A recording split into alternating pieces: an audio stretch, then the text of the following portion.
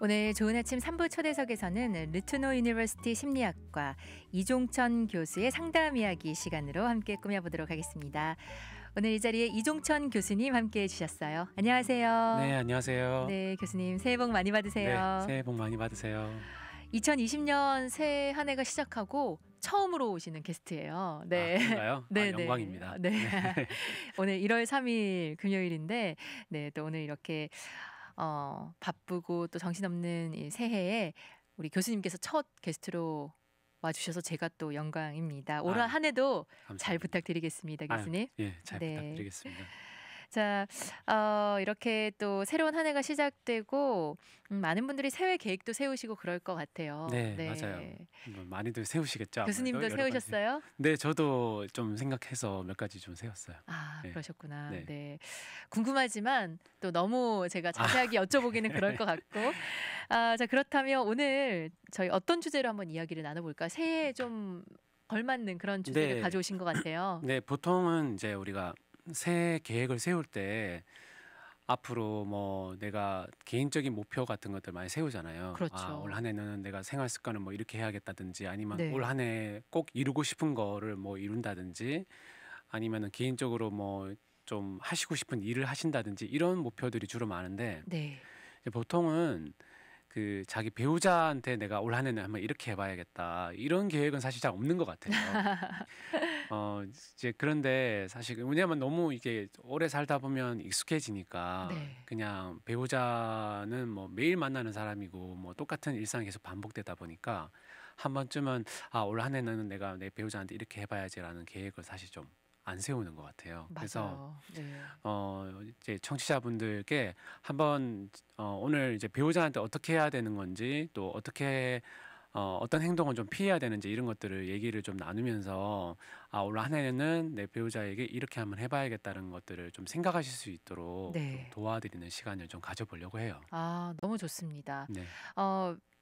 지금 청취자분들께서 나는 새해 계획 중에 내 배우자에 대한 그런 어떻게 해야지 하는 그런 계획이 있으신지 지금 들으면서도 뜨끔하신 분들도 많을 것 같은데 아마 대부분 그렇지 않을까 싶은데 네, 뭐 배우자에 관한 뭐 계획이 있다, 좀 소망하는 게 있다 하면 가족 건강, 뭐 가족이 건강했으면 좋겠다 네, 이렇게 네. 하시는 분들은 많으시잖아요. 그렇죠. 건강 얘기는 많이들 하시는 네, 것 같아요. 그거는 뭐 사실 내가 어떻게 내 배우자에게 해야 되겠다 이런 건 아니잖아요. 그렇죠. 네. 맞아요. 맞아요. 네. 그렇게 구체적으로 뭔가 올 한 해 우리 가정의 행복을 위해서 또 내가 함께 계속 앞으로 살아갈 나의 배우자를 위해서 어떻게 계획하고 또 이렇게 우리 관계가 유지됐으면 좋겠다. 네. 내가 그런 것들을 위해서 어떤 구체적인 실천을 하겠다. 이런 계획도 진짜 세우면 좋을 것 같습니다. 네, 맞아요. 네.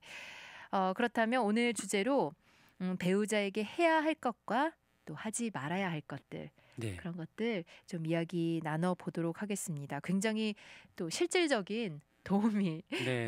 되실 것 같아요.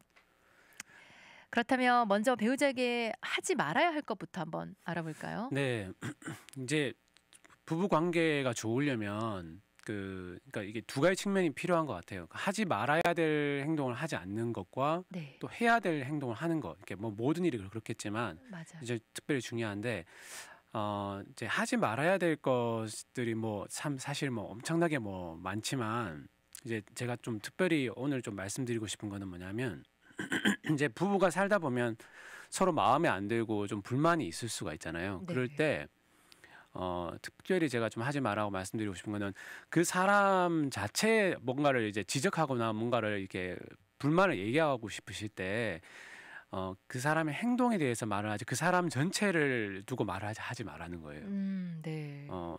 그러니까 당신은 어떤 뭐 예를 들어서 좀 성격이 급하거나 아니면은 뭐 화를 잘 낸다든지 이제 그랬을 때 그 사람의 어떤 행동에 대해서 오늘 당신이 이렇게 할 때 좀 화를 좀 많이 낸 것 같다 이런 식으로 이제 얘기하는 건 괜찮은데 뭐 예를 들어서 이렇게 일반화시켜서 하는 거 있잖아요. 당신은 항상 무관심하다든지 당신은 절대 내 말을 안 듣는다든지 네. 뭐 이렇게 당신은 항상 남을 배려하지 않는 사람이라든지 당신은 항상 그렇잖아라고 하는 그 사람의 어떤 전체를 그 사람을 자체를 놓고 이렇게 우리가 흔히 이제 비난을 할 때 네. 주로 말을 그렇게 많이 하거든요. 아, 그렇게 되면은 이제 본인은 어떤 생각이 드냐면 내가 진짜 그런 사람인가 그런 사람 아닌데라는 생각이 든단 말이죠. 그러다 보면은 이제 반발하게 되죠. 그런 말에 있어서. 네. 근데 사실 말하는 사람의 입장에서는 그 사람의 어떤 특별한 행동이 마음에 안 들어서 그런 건데 사실은 이제 말을 할 땐 세게 하다 보니까 네. 이제 그 사람의 어떤 사람 전체를 놓고 당신은 이런 사람이다라고 하는 아예 단정을 내려버리기 때문에 근데 듣는 사람 입장에서는 내가 그럴 때도 있었지만 또 그렇지 않았을 때도 있거든요. 네. 그렇기 그렇죠. 때문에 이제 그래서 사실 첫 번째 저 말씀드리고 싶은 거는 말씀을 하실 때 오늘 특별히 마음에 드는 행동, 마음에 들지 않는 행동이 있으면 그 행동에 초점을 맞춰서 그 행동을 묘사를 했으면 좋겠어요. 당신이 오늘 이런 상황에서 이렇게 해서 네. 이런 부분은 좀 마음에 안 든다 이렇게 식으로 이제 얘기를 하는데 그런 부분이 참 일단 좀 중요한 것 같고요. 네. 이게 왜 무서우냐 하면 이런 게 있어요. 그러니까 그 왜 사람 전체를 두고 이렇게 말을 하지 말라고 하느냐면 이제 부부간에 특별히 이렇게 같이 이제 살아가다 보면 한 사람은 좀 더 빠른 경우가 있고 한 사람은 좀 느린 경우가 있잖아요. 네. 그런 경우 많죠. 예, 그런 경우가 있잖아요. 근데 사실은 이제 제가 부부 상담할 때 그런 얘기를 많이 들어요. 밖에 나가면 밖에서 다른 사람들은 나에게 그렇게 평가를 안 하는데 집에만 오면 내가 굉장히 게으른 사람이 된다든지 느린 사람이 된다든지 아니면 성격이 너무 급한 사람이 된다는 거예요. 네. 그게 왜 그러냐 하면 이게 부부간의 어떤 관계의 다이내믹에서 그게 고착화가 되는 거예요. 이게 무슨 말이냐면 예를 들어서 이렇게 한번 생각해 보죠. 그러니까 식탁에서 같이 예를 들어서 아이들하고 이제 뭐 밥을 먹는다든지 어떤 생활을 하고 있을 때 아이가 어떤 잘못을 했을 때 주로 지적을 하거나 먼저 얘기를 꺼내는 사람이 보통 한 배우자로 치우치는 경우가 많아요. 네. 먼저 시작을 얘기를 꺼내는 사람이. 그러면은 이제 어떻게 되냐면 예를 들어서 이렇게 비유를 하죠. 그러니까 한 5번 정도를 참을 수 있는 사람이 있고 한 10번을 참을 수 있는 사람이 있어요. 네. 근데 밖에 나가서는 한 20번 참을 수 있는 사람도 있잖아요. 그러니까 5번, 10번 정도 참을 수 있는 사람이 뭐 그렇게 인내심이 많은 편은 아닌데 자 한번 생각해 보죠. 한번 5번밖에 못 참고 10번을 참는 사람이 부부로 살 때 항상 먼저 얘기 꺼내는 사람은 5번밖에 못 참는 사람이 항상 먼저 얘기를 꺼내요. 네. 그러니까 부부 간의 관계에서는 사실은 두 사람의 레벨이 그렇게 차이가 나지 않음에도 불구하고 조금 더 급한 사람이 항상 먼저 얘기를 꺼내다 보니까 이 두 사람의 관계가 한 사람은 무조건 빠른 사람, 한 사람은 무조건 느린 사람으로 이렇게 결론이 나버려요. 아, 네. 무슨 말인지 이해가 네, 되시죠? 네, 네. 근데 밖에 나가면 자기보다 더 느린 사람도 있고 자기보다 더 급한 음. 사람도 있잖아요. 네. 그러다 보니까 밖에 나가서 관계를 하다 보면 자기가 집에서 듣는 평가랑 밖에 듣는 평가가 다른 거예요. 네. 그러니까 이게 그래서 사실은 우리 남편이나 아내가 그렇게 게으른 사람도 아니고 그렇게 빠른 사람도 아니고 성격이 급한 사람도 아님에도 불구하고 두 사람 사이에 있다 보면 네. 항상 한 사람은 무조건 성격이 급한 사람이 되고 항상 한 사람은 한 사람은 이제 너무 이제 느린 사람이 되거나 네. 그렇게 고차가 돼 버려서 아, 서로를 바라볼 때 당신은 항상 느린 사람, 당신은 항상 성격이 급한 사람을 단정을 내려버린다는 거죠. 네. 그 사람 자체를. 이게 아. 무슨 말인지 이해가 되시죠? 네, 네. 근데 이 고정관념이 부부라고 하는 가정 안에서 일어나는 어떤 관계의 패턴에서는 고착화가 돼서 이 사람은 항상 그러니까 어떤 내 남편은 항상 느린 사람, 내 남편은 항상 빠른 사람이라는 게 이게 고정화가 돼 있으면 이 사람이 조금만 느린 행동을 해도 어떻게 말이 나올까요? 아, 또 느리다고. 네, 네. 맨날 늦다고.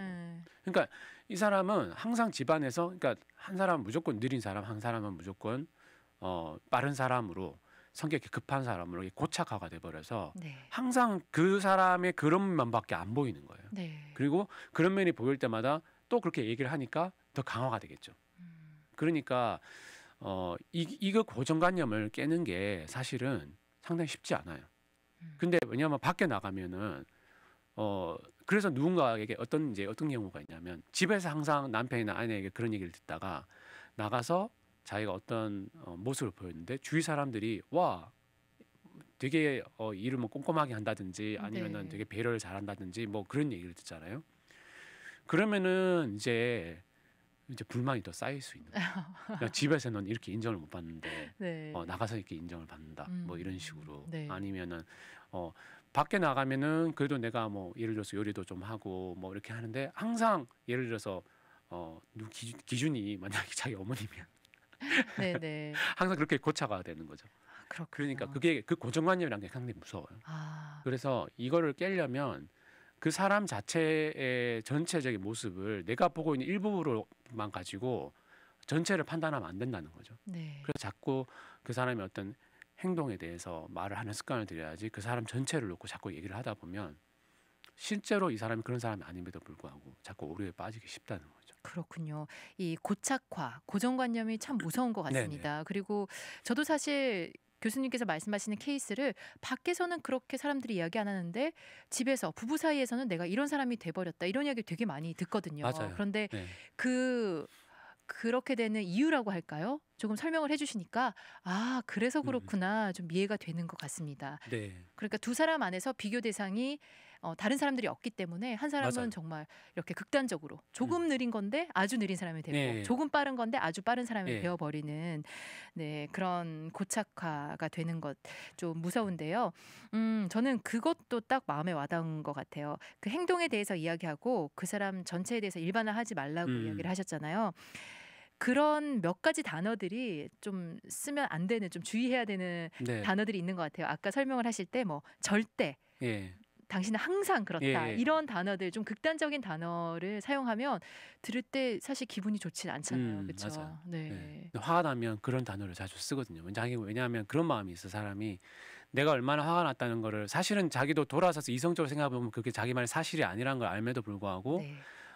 내가 그만큼 기분이 나쁘다. 내가 음. 그만큼 속상하다는 걸 표현하기 위해서 당신이 항상 그래. 지난번에도 그랬죠. 뭐 이렇게 이런 식으로 자꾸 이제 이제 항상 그런 사람인 것처럼 네. 얘기를 자꾸 표현을 하는 거죠. 네.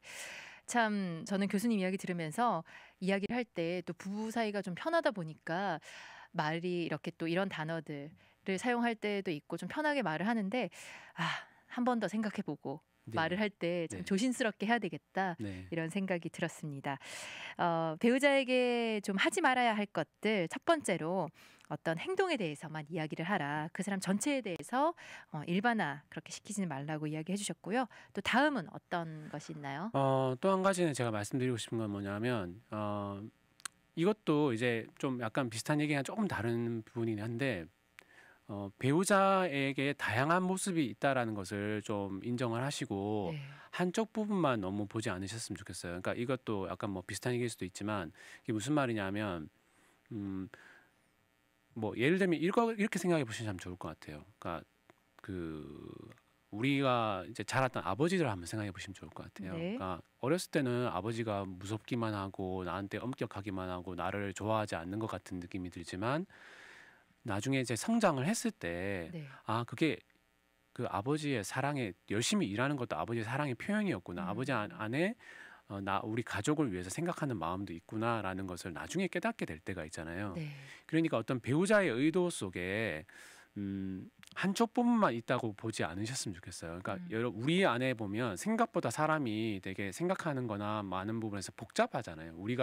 우리도 우리의 마음에 어떨 때는 잘 모를 때가 모르겠다. 있잖아요. 그렇죠. 예. 우리 마음에 뭐 혼란스러운 감정이 들 때도 있잖아요. 어떨 때는 뭐 우리가 쉽게 말해서 그걸 가장 한국말을 잘 표현한 게 애증이라 그러잖아요. 애증. 사랑하기도 하지만 원망스러운 마음도 있는 네.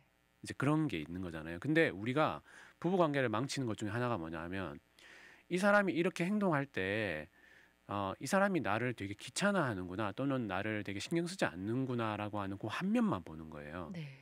근데 그 이면에는 사실 그 이면에는 좀 이 사람을 배려하는 마음도 있거든요. 사랑의 표현인 것도 있거든요. 네. 사랑의 마음에서 그래서 우리 마음에는 사실 우리 셀프라고 우리가 표현을 했을 때 셀프 안에는 여러 파트들이 있어요.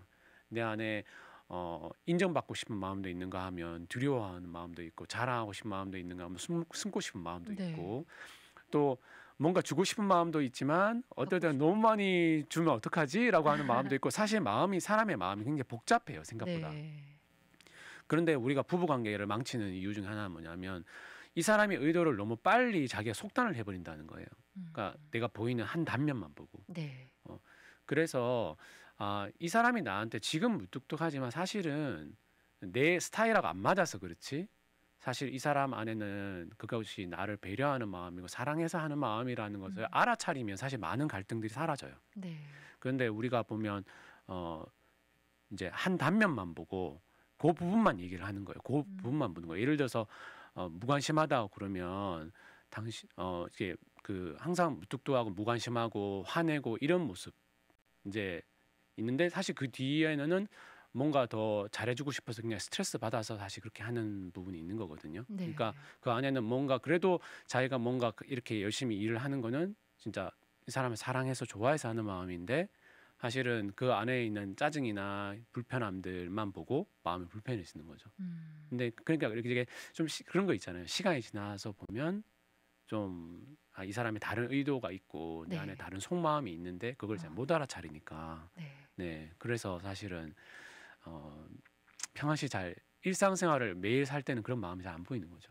그러니까 사실 이제 부부 관계가 굉장히 급격하게 되게 나빠져서 마치 그런 경우 많은 것 같아요. 견우와 직녀가 서로의 마음을 막 만나지도 못하고 네네. 서로의 각자의 마음만 있고 이렇게 멀리 떨어져 있는 것처럼 네. 정서적으로도 같은 공간에 살면서도 음. 그런 경우가 있는 것 같아요. 네. 그래서 좀 겉에 보이는 모습만 보고 너무 판단하지 않으셨으면 좋겠다는 생각이 들어요. 네. 겉으로 보이는 모습 또 한 부분만 보는 것이 아니라 그 배우자의 다양한 부분을 보라고 이야기하셨는데 네. 그렇다면 저는 문득 드는 생각이 두 사람이 좀 더 속마음을 더 털어놓고 좀 대화를 많이 하다 보면 이런 것들이 조금 해소가 되지 음, 않을까요? 맞아요. 그래서 하나의 제가 실제적인 팁을 하나 드리면 네. 뭔가 배우자의 한 모습을 딱 보고 이 사람이 그 나를 사랑하지 않는 거고 챙겨주지 않는 것 같은 느낌이 들 때가 있잖아요. 네. 어떤 행동을 오해할 수가 있잖아요. 네. 내가 확 기분이 나빠졌을 때 그때 보통은 사람들은 뭐냐면 자기의 그 인식된 걸 가지고 기분이 확 나빠진 상태에서 자기의 생각을 그대로 그냥 말을 해버려요.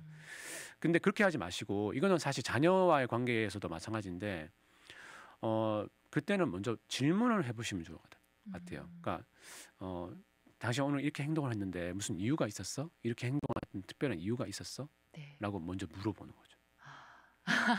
그렇게 하기 쉽지 않을 것 쉽지 않은데 같아요. 연습을 네. 하면 도움이 돼요. 네, 연습을 그리고 해야 되겠 자녀들한테도 마찬가지. 자녀들한테도 특히 10대의 자녀들하고 왜 갈등이 많이 생기냐 하면 10대와의 자녀들의 어떤 자녀의 행동 자체가 굉장히 이렇게 무뚝뚝하고 무시하는 것 같고 마음에 안 들잖아요. 네, 네. 그래서 부모가 확 기분이 나빠지는 상태에서 사실 이제 뭐 다른 어떤 주제를 가지고 뭐 걸고 넘어지거나 그래서 화를 내거나 이렇게 하는 경우가 많기 때문에 사회가 근데 10대 자녀는 자기는 전혀 그런 의도가 아닌데 네. 왜 우리 부모님이 왜 저렇게 나한테 반응하는 건지 이해를 못하는 경우가 있거든요. 그럴 때 가장 사실은 좋은 팁이 뭐냐면 너 오늘 이렇게 행동하던데 지금 무슨 뭐가 있어? 뭐 특별한 이유가 있어? 왜 그래? 이런 식으로 그러니까 툭 던져 보면 그거 그때 이래서 이랬던 건데라고 하면 사실 풀리는 문제들이 굉장히 많아요. 네. 질문을 해서 예, 질문을 네. 하라는 거, 질문을. 네. 예, 근데 보통은 뭐냐면 일단 화낼 레디를 준비를 이미 다 하고 있어요. 그래서 뭔가 있으면 그냥 바로 화를 터뜨려 버리거나 바로 그냥 자기의 어떤 기분을 다 쏟아내 버리는데 왜 이렇게 행동하냐 하면서 네. 자기가 본 판단대로 얘기를 다 해버리는 거예요 이미. 네. 그러면 보통은 이제 그 사람이 자기의 뭔가 입장이 있었잖아요. 근데 자기 입장을 그때는 설명하기 어려워요. 일단은 상대편이 화를 내버리니까 네. 자기도 화가 나는 거죠. 본인이 잘못했더라도 또 인정하기도 싫고 그럴 것 같아요. 예. 그쵸? 그래서 네. 그 화를 내니까 일단 방어적인 자세를 취하면서 반격을 한다든지 네. 뭐 당신은 똑바로 해라든지 아니면은 그러니까 본질은 건드려 보지도 못하는 거예요. 자기 안에 있는 진짜 속마음은 꺼내 보지도 못하고 막 이렇게 서로 화살이 막 오고 가면서 사이가 급격하게 이제 대화가 급격하게 나빠지는 거죠. 네. 그러니까 뭐 자기 안에 있는 속마음을 얘기해도 뭐 알아들을 것 같지도 않고 이제 급격하게 대화가 나빠지는 거예요. 네, 그러니까 참 대화할 때도 참 기술이 필요한 것 같습니다. 네네. 내가 화가 난다고 그거를 막 표현하고 상대방을 공격하는 게 아니라 이렇게 질문, 왜 그런 행동을 했어? 뭐 네. 그런 어떤 다양한 방법의 질문을 하라. 정말 연습을 네. 해야 될 것 같아요. 네, 질문을 하고 좀 일단은 이 사람의 입장을 내가 끝까지 들어보고 내 얘기를 한번 해봐야겠다. 그렇게 되면 보통은 내 입장이 정리되는 경우가 많아요. 그러니까 음. 내가 몰랐던 부분을 알게 되는 부분도 있고, 네. 어, 그래서 그러니까 조금 화가 나셨을 때 잠깐 조금 이게 좀 홀드 하시고 잠깐 잡고 네. 계시고 일단은 우리가 스포츠만 이제 공을 패스한다 그러잖아요. 네. 내가 공을 잡고 있지 말고 음. 공을 옆 사람한테 패스를 하는 거예요. 네. 그래서 그 사람이 뭔가 할 수 있게 아. 말할 수 있게 기회를 주는 거죠. 네. 그렇게 하고 이 사람의 입장에서 이제 들어본 다음에 그 다음에 이제 그게 얘기에 맞춰서 내 입장을 정리해서 얘기하면 좀 더 대화가 조금 더 시작이 조금 더 부드러워질 수 있어요. 네. 좋습니다. 배우자에게 하지 말아야 할 것 또 두 가지 나눠봤는데 전체 몇 가지 있나요, 교수님? 예, 오늘은 두 가지만 해야 될 것 같아요. 네. 지금 저희 잠깐 쉬는 시간 가져야 될 것 같아서 여쭤봤는데요. 네네. 또 이 하지 말아야 할 것도 있지만 해야 될 것도 해야 될 것도 소개를 예, 해 드려야 후반부에는 해야 될 되니까 것들 좀 말씀드릴게요. 네. 그렇다면 저희 노래 한 곡 듣고 광고 듣고 와서 이제 돌아와서는 이제 해야 될 것, 배우자에게 이런 것들은 하지 말아야 하지만 또 이런 것은 해야 된다. 해야 될 것 이야기 나눠보도록 하겠습니다. 노을이 부른 함께 듣고 다시 돌아올게요. 오늘 좋은 아침 3부 초대석에서는 르트너 유니버시티 심리학과 이종천 교수님과 함께 상담 이야기 꾸며보고 있는데요. 오늘은 배우자에게 해야 할 것과 하지 말아야 할 것이라는 주제로 2020년 첫 번째 초대석 꾸며보고 있습니다. 저희가 노래 듣기 전에 먼저 배우자에게 하지 말아야 할 것 네. 나눠봤고요. 자, 그렇다면 이 해야 할 것 이것도 저희가 좀 들어보고 한 해 동안 좀 열심히 저도 실천해야 되겠다 이런 생각이 네. 듭니다. 네. 배우자에게 해야 할 것 어떤 것들이 있을까요?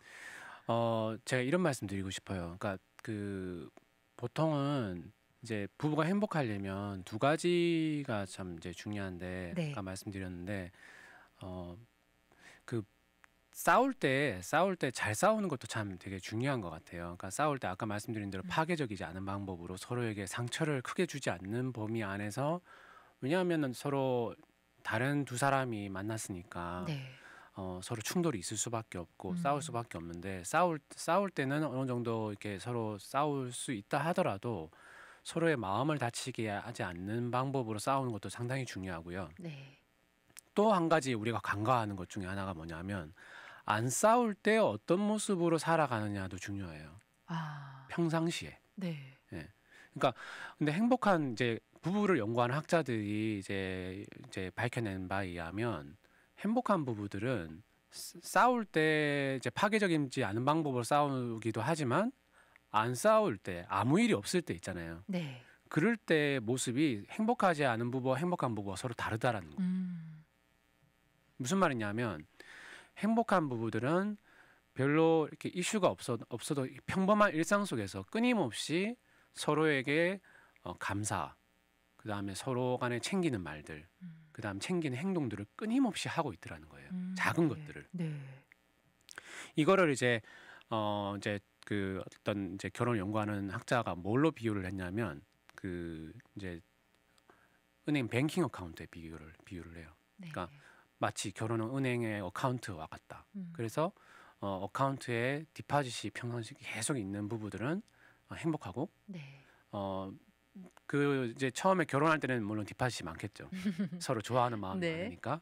근데 이제 아기 낳고 갈등이 생기고 이제 그런데 디파짓이 평상시 계속 없는 부부들은 계속 이제 위드로울만 있는 거죠. 계속 이제 깎아 먹기만 하는 거죠. 네. 뱅킹 어카운트의 돈을. 네. 그러니까 이제 뭐 입금시키는 건 하나도 없고 빼먹기만 계속 하니까 시간이 지나면 지날수록 어떻게 되겠어요?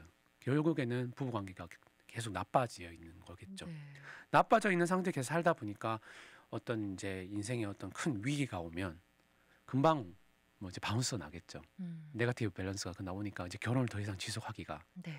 이제 힘든 거겠죠. 그러니까 말씀드리고 싶은 거는 평상시에 갈등이 없을 때 우리 부부는 평상시 일상을 한번 생각해 보시면 좋을 것 같아요. 일상에서 우리 부부 사이에는 어떤 일들이 일어나고 있고 어떤 말들이 오고 가고 있는가에 대해서 그때 뭔가 우리 부부 관계를 좋게 만들 수 있는 뒷받이 없다.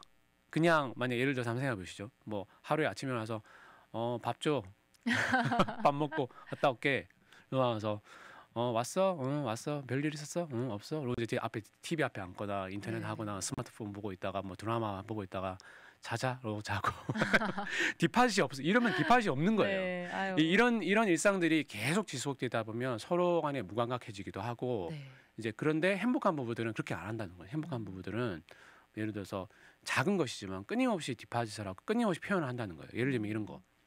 아, 오늘 음식 되게 맛있네. 그리고 이 음식 뭘로 만들었어? 뭐, 야, 그거 되게 뭐 다음에 이런 거 또 먹으면 맛있겠다. 뭐 네. 당신 이런 거 잘하잖아. 어. 다음에 또 먹으러 갈까? 뭐 이런 거 있잖아요. 그리고 그래서 오늘 만약에 나가서 일을 하고 계시다면 오늘 뭐 이제 아내분께서 집에서 밥은 챙겨 먹었어? 넌 어땠어? 뭐 오늘도 뭐 좋은 하루 보내. 뭐 문자를 하신다든지. 네. 어려운 거 아니거든요. 이런 거 어려운 거 네. 돈도 드는 것도 아니고 이제 그런 식으로 자꾸 그런 뒷팟이 작은 뒷팟이 끊임없이 있다는 거예요. 매일매일.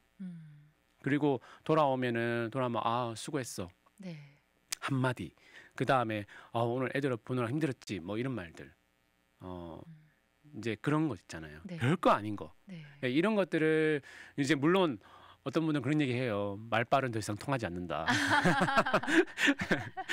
나는 말은 소용없다. 아. 네, 물론 뭐 그런 분들한테는 또 뭐 조그만한 뭐 어떤 일상의 탈출도 필요하겠죠, 그죠? 네. 뭐 그리고 그 자그마한 선물도 갖고 뭐 음. 매일마다 선물 줄 수는 없겠지만 네. 제가 말씀드리고 싶은 거는 이런 다양하게 뭐 크지 않는다 하더라도 꼭 생일 때 한 방에 해결하려고 그러지 마시고 뭐 생일이라든지 결혼기념일 날 네, 엄청난 선물을 안겨줘서 그걸로 1년 버틴 뭐 그것도 안 없는 것보다는 낫겠지만 네. 물론 어떤 분들 그걸 더 좋아하실 수도 있겠지만 그런 것보다 중요한 거는 사실은 매일매일 우리가 디파짓을 하는 거예요. 네. 그래서 제가 실제적으로 서제스트 해드리고 싶은 건 뭐냐면 얼마나 내가 배우자에게 고맙다는 얘기를 하고 있는지 네. 그다음 미안하다는 말을 하고 있는지 음. 그런 말들을 의도적으로 많이 쓰셨으면 좋겠어요. 고맙다.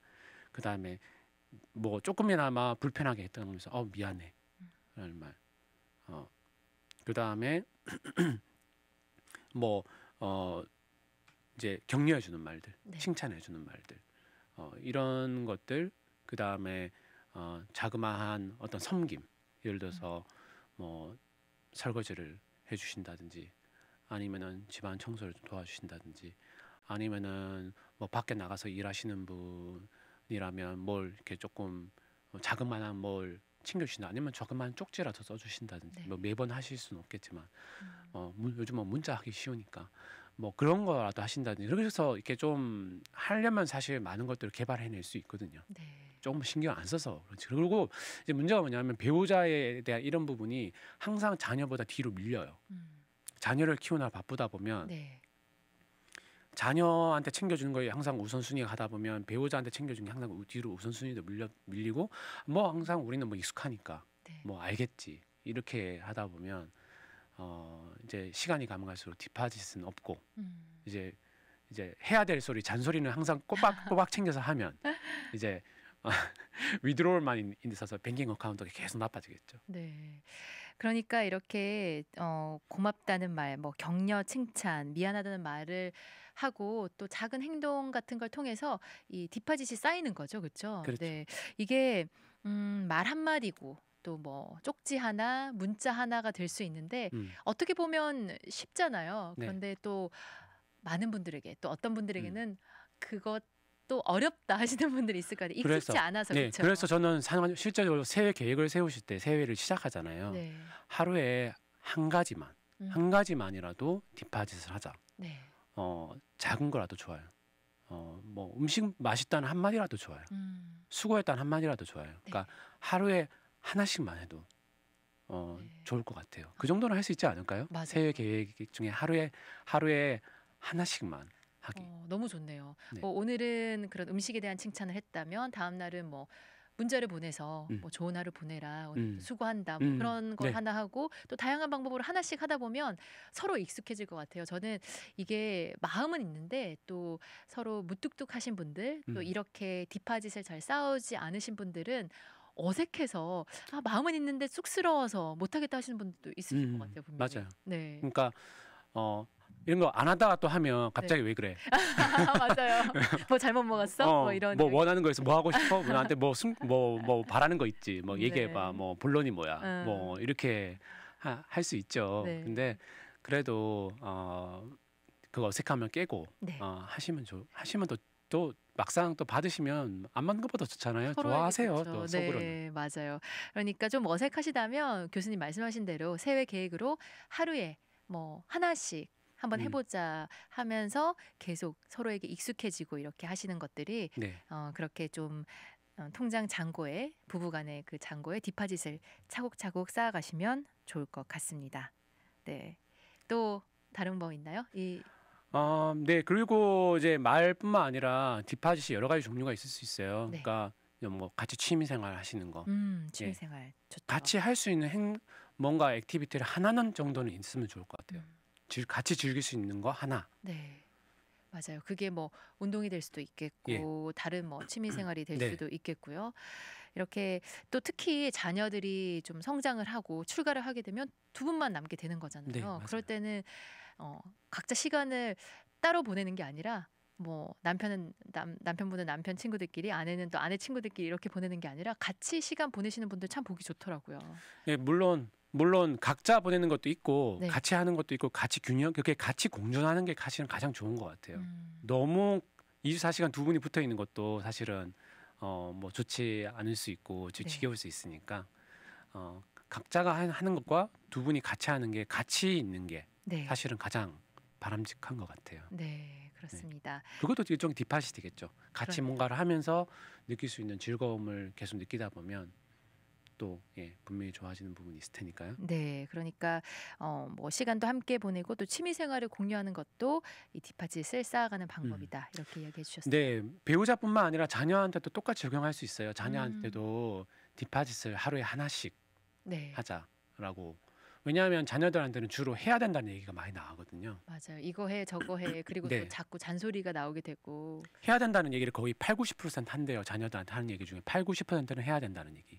그렇기 때문에 안 좋아하죠. 자녀들은. 그렇죠. 네, 그럼 해야 된다는 얘기만 계속 들으면. 네. 그런 이야기도 뭐 안 할 수는 없겠지만 안 할 수는 없죠. 하긴 해야 되는데 네. 그것만 있는 게 문제라는 거예요. 제가 말씀드린 거는. 해야 된다는 얘기만 거의 있는 게 문제라는 거예요. 그래서 그 외에 자녀들과의 관계를 좋게 할 수 있는 디팟을 또 하루에 한 마디씩, 하루에 네. 뭐든지 하나씩. 자녀들한테 항상 뭔가를 항상 하고 있으니까 말로서 해주는 것도 좀 중요한 것 같아요. 네, 그렇습니다. 무엇인가 항상 하고 계시잖아요. 뭘 밥을 해주신다든지 네. 항상 챙겨주고 계시니까 말에 좀 더 신경 쓰시면 좋을 것 같아요. 자녀들한테는. 네, 그렇습니다. 자녀들에게도 이렇게 뭐 배우자에게 하는 것과 마찬가지로 말을 할 때 또 하나씩 뭔가 하루에 하나씩 이렇게 계획을 하시고 뭐 감사하고 챙겨주고 격려해주고 또 칭찬해주고 이런 것도 자녀들에게도 꼭 필요한 것 같습니다. 네, 이렇게 또 배우자에게 해야 할 것, 네, 몇 가지 살펴봤습니다. 오늘 배우자에게 해야 될 것과 해야 하지 말아야 할 것 이렇게 이야기 나눠봤는데요. 여러분들 오늘 들으신 것처럼 새해 계획에 또 여러 가지 나에 대한 그런 뭐 목표나 계획 세우시는 것도 좋겠지만 우리 가족을 위해서 또 배우자를 위해서 이런 것들 하루에 하나씩 실천하자. 그것도 새해 계획에 넣으시면 참 좋을 것 같습니다. 그러시면 좋을 것 같습니다. 네, 오늘 이렇게 초대석 함께 해주셨는데요. 마지막으로 우리 청취자분들께 드릴 말씀, 인사 말씀 있으신가요? 네, 말씀드린 대로 가정이 행복해야 사실 모든 일이 다 잘 되는 거잖아요. 근데 가장 어떻게 보면 중요하면서도 소홀하기 쉬운 게 가정이고 특별히 부부 간에 소홀하기 쉬운 것 같아요. 네. 그래서 여러 가지 계획을 세우실 때 나의 가족을 위해서 내가 어떻게 할 건지, 특별히 내 가장 중요한 사람 중에 한 사람이 내 아내와 남편에게 어떻게 새해 할 건지에 대해서도 좀 생각을 해보시고 네. 계획을 세우시면 올 한 해 또 행복한 한 해가 되시지 않을까 싶습니다. 네, 우리 청취자분들 오늘 방송 들으신 분들 잘 기억하셨다가 실천 꼭 하시고요. 그래서 우리 교수님 말씀하신 대로 한 해 가정이 평안하고 행복한 그런 2020년 한 해 되셨으면 좋겠습니다. 오늘도 이렇게 유익한 말씀 감사드립니다, 교수님. 네, 감사합니다.